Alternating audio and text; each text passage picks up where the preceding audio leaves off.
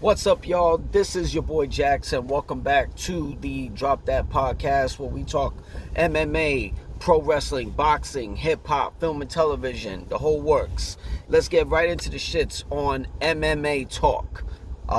First things up, we're going to go with Bellator 300 live this Saturday, tomorrow night, technically, for people who are going to see this. That's going to be on Showtime Network, Showtime app, rather if it's Showtime Plus. Who the hell knows what's going down with Showtime? They're probably giving up MMA as well, like they are boxing. We got big fights coming. We had to pull one, which was Ryan Bader versus Linton Vessel. That was a heavyweight championship, a rematch from years prior when they fought for the light heavyweight title. Bader won that. This was gonna be a little bit exciting. Could have been a main event, but they scrapped it due to unknown issues. Could be an injury. First things up, the flyweight women's championship. Liz Carmouche defends against McLaren, the former champion. This is a segment on the podcast when we got boxing, MMA. We're gonna try to do pro wrestling on this segment, but when it comes down to the actual part of the podcast, when we have an upcoming event, rather if it's boxing or MMA, we like to go with a segment called Who You Got. Okay? Probably after, for those listening who are pro wrestling fans, after Fastlane, we might even get into that. Probably our first segment for that will be Survivor Series, first premier live event. We still live in a pay-per-view era, but it's not really a pay-per-view. For Bellator, who you got when it comes down to Liz Carmouche or McLaren? I got Liz Carmouche. She's been doing fucking Terminator shit as far as first taking the title away from Vasquez, who actually was the original person who took the title away from McLaren. McLaren was holding that division, and she was the only name in that division for Bellator. Liz Carmouche, she beat the one that beat her. Now the creator, the head chick in charge of that division that came up with it, is now challenging the new queen. That fight, I got Liz Carmouche all the fucking way. I'm even getting her by finish. She's better with the strikes. She's better with the takedown defense, the wrestling. If this shit goes too long on the ground, McLaren might be able to pull an upset, but I got Liz Carmouche by finish. We got Umar Nurmagomedov. I think it's Habib Nurmagomedov's brother, defending the Bellator World Lightweight title against former champion Brett Premis. This fight, I want to see Premis win to freshen up the division, but I don't think he's going to have a great game plan against Umar. Umar has taken the title away from Patricky Pitbull. First defense for Patricky, and he defended the title and retired the legendary Smooth Benson Henderson.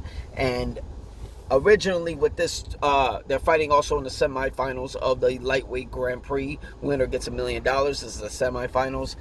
I had this as the finals was going to be, in my opinion, the finals was going to be Umar Nurmagomedov in the finals, defending the world title for the $1 million against the one and only rising star AJ McKee, the mercenary. Got to watch him fight live at the Kia Forum a couple years back against Patricio Pitbull, one of the greats in Bellator, and finished him.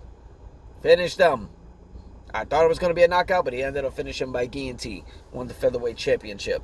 And now AJ moved up to lightweight. He was scheduled to face in the first round Patricky Pitbull and was not able to pull it off due to injury. He had to pull out of the tournament, but I know he's got his eyes set on the final winner of that tournament, so he could challenge for the lightweight championship, be a two-weight division champ.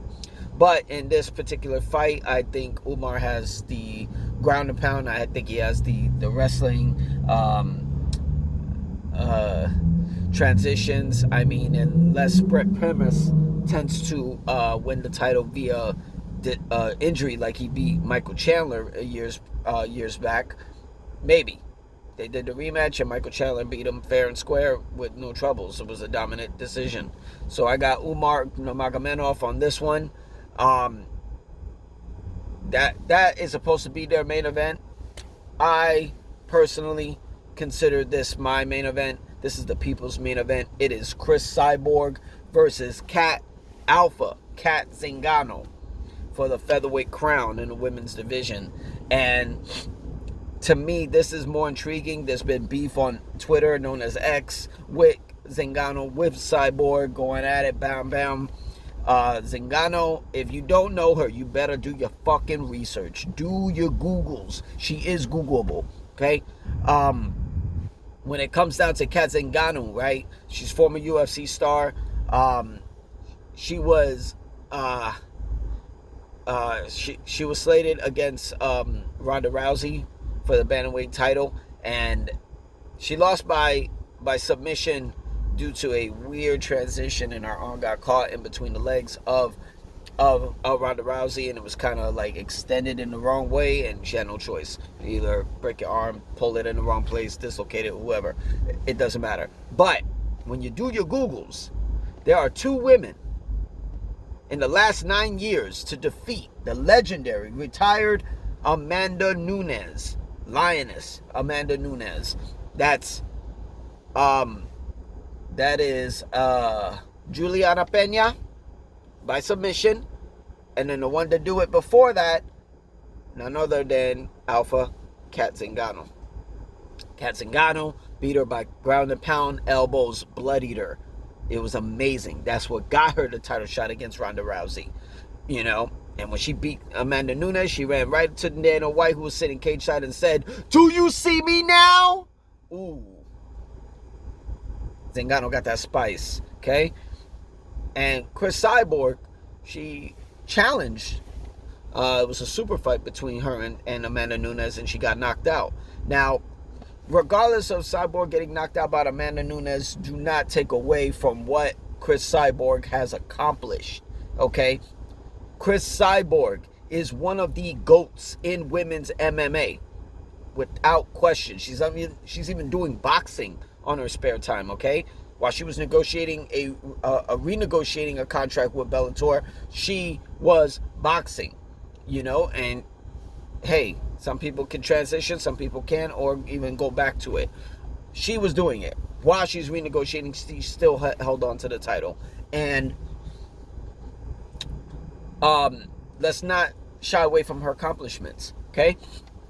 Former Strikeforce World Champion, former UFC Champion, former Invicta FC Champion, current Bellator Champion. Only woman to do it. Win 4 featherweight women's crowns in 4 organizations. Nobody has ever done it. You run down your list of your best, never done it. Never done it. You know, so let's not shy away from Chris Cyborg. She's still doing her thing. To me, this is the people's main event. Who do I got? Whoo! This is a fucking tough one. Chris Cyborg has, if I had to admit, between Zingano and Chris Cyborg, Cyborg has had more elite competition, and Zingano hasn't. Now, Zingano could pull this off with a great game plan, try to get her to the ground, submit her. That's the best way you can do it with your wrestling. Striking, you get in a striking contest. I mean, she's been knocking out the greats, you know. So I got Chris Cyborg, possibly by decision. Right to PFL. PFL just currently signed former UFC middleweight Derek Brunson, Blonde Brunson, and his first fight is going to be against Ray Cooper the third, former PFL world champion. I think he's a 2-time champion now. That is the biggest competition. They are throwing him right to the fucking wolves. They're not even allowing him to even get a breathing room. Okay? I don't think they announced. I think they announced it already when it's going to be. I'm not sure. I got to double check on that. We'll get it on our next episode. And also what was announced, Kayla Harrison has returned, and she is finally going to fight former Bellator featherweight women's world champion Julia Budd. Holy shit, that's a fight. I got Kayla Harrison all the way. I don't know if Julia's been I don't know. Hopefully she can get out of the run being in PFL. Real quick for UFC, they are in talks to extend the rankings from 15 to 20. I think it's horseshit. Nobody pays attention to these fucking rankings. They are voted. If you're a number one ranked fighter in the world in any weight class, who's actually voting on this? It's media personnel. It ain't even me. So, and it's hard for someone going into the rankings. How do you get to the rankings? I don't know. You got to be in the number 15, 14, 13 kind of ranked guy. When you finally get there, it's hard to get into the top 10, let alone the top 5. Number one contender. It is what it is. Now you want to make it even longer. And not everybody gets a number one contender shot. And not everyone is number one contender gets a world title shot. You got to have a name. It's a business. Sean Strickland just defeated Adesanya in Australia last month. He was ranked number 4. But whatever. What the fuck do I know? I'm your boy Jax. Thank you for being here for Drop That Podcast. You can find us on youtube.com/Drop That Podcast and on Twitter, known as X, at twitter.com/Drop That_pod13. I'm your boy Jax. We out.